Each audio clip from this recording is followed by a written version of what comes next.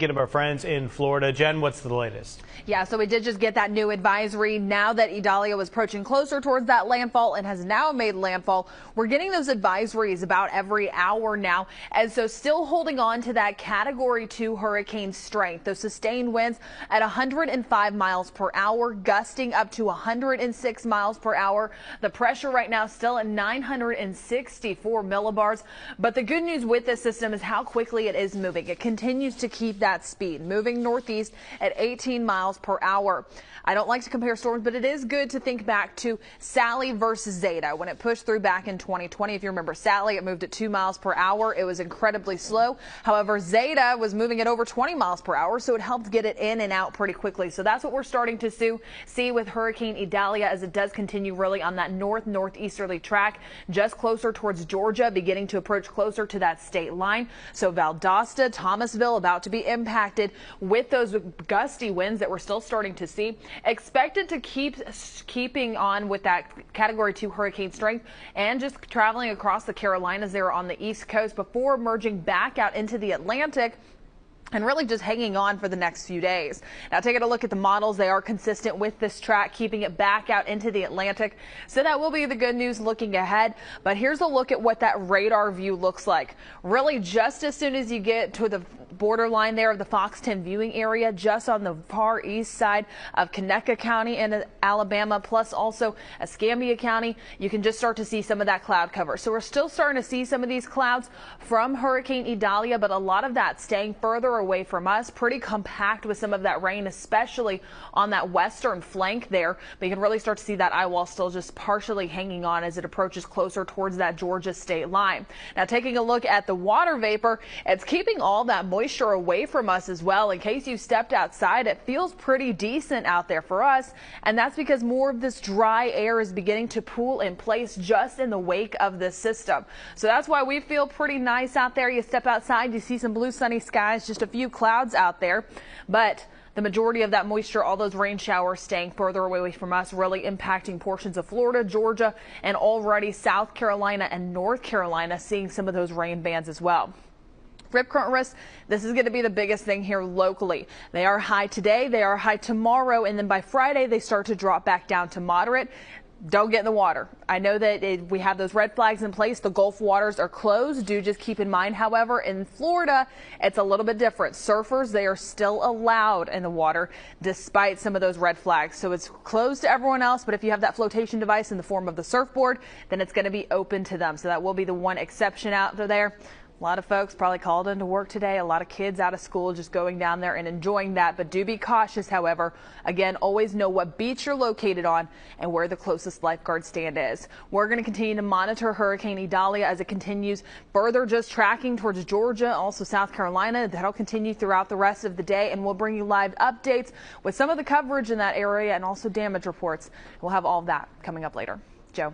We are so grateful that this missed us, Jen. We are thinking of our friends in Florida, and we've been watching the landfall and how it's progressing this morning. Yeah, that's exactly right. Idalia is now approaching closer towards the Georgia state line there, just on the northern side of Florida. It's going to continue just to skirt along the southern region there and approach closer towards South Carolina before merging back out into the Atlantic. Now, really right here, these are the impacts that we're seeing. We had been talking about this for quite a few days. We were expecting the local surf here to pick up, get pretty rough. We'll have additional live reports later on Fox 10 News today. But again, be cautious in case you are heading out there. Gulf waters completely closed at this time. We will continue to warm up and see some sunshine by the time we make it later on into this afternoon for our coastal areas. But the rip current risk, it will stay high today, tomorrow's, and start to drop to moderate by the time we get closer towards Friday. But even Orange Beach lifeguards saying that the surf height 5 to 7 feet heading into today. So that is why that we have the single red and the double red flags flying all across the Gulf Coast.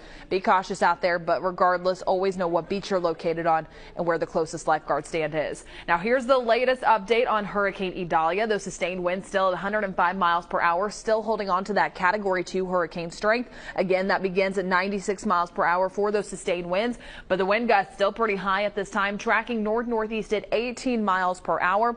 Again, getting closer towards that state line there for Georgia, so really bringing in impacts to the Valdosta, Thomasville area in Georgia, and still bringing some impacts closer towards Jacksonville and Tallahassee. Now, Idalia is still expected to continue to live really just heading into next week. We get closer towards Monday, still expected to keep that tropical storm strength by that point.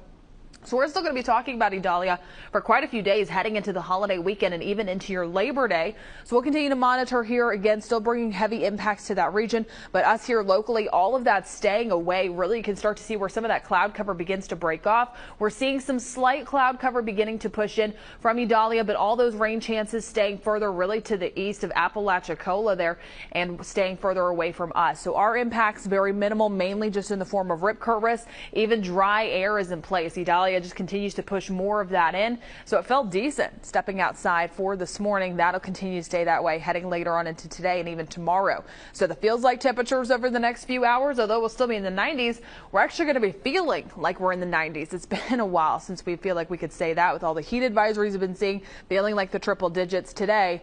Feeling a lot better. Now, coming up in just a little bit, I'm going to talk more about your forecast. Some slight rain chances in the forecast, not very high, however.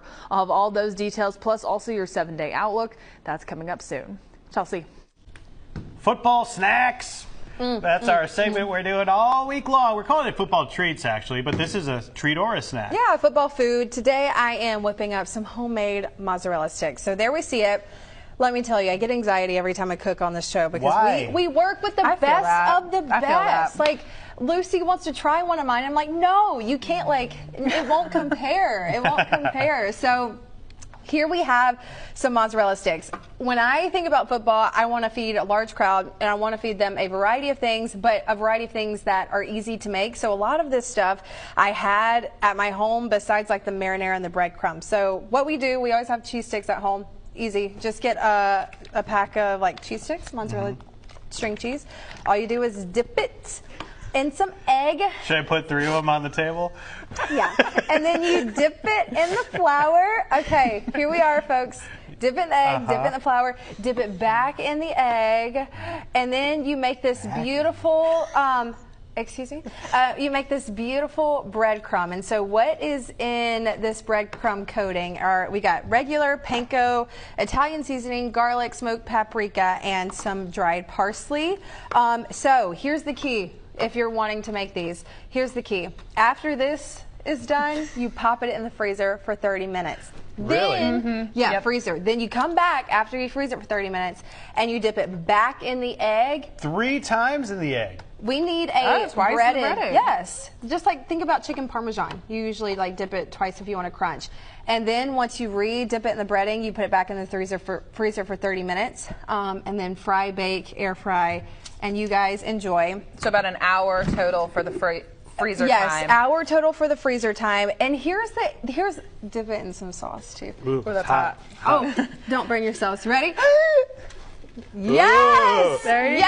She was so proud of that earlier. Look at that ooey gooeyness. That is hot. So I like serving mine, eating mine with ranch, but a lot of people like to eat it with I was going to say, I definitely know that the freezer portion is very important because we made cheese curds probably about it's about a year ago now, and we didn't freeze them, and so we did all the breading, we did everything, we put them in the fryer, you pull them out, and it's just an empty just breading. There was nothing on the inside. All the cheese had melted out, so it was just completely gone. So all it was just fried bread at that point. Yeah. So the freezer part is very, very important. They turned out really good, Chelsea. Thank you, friends. So yeah. Could you buy real mozzarella if you wanted to get like really fancy? Sure, yeah, if you want to get really fancy. But an easier way to do it is this is easy if you've got kids at home and you got string cheese at home like we do.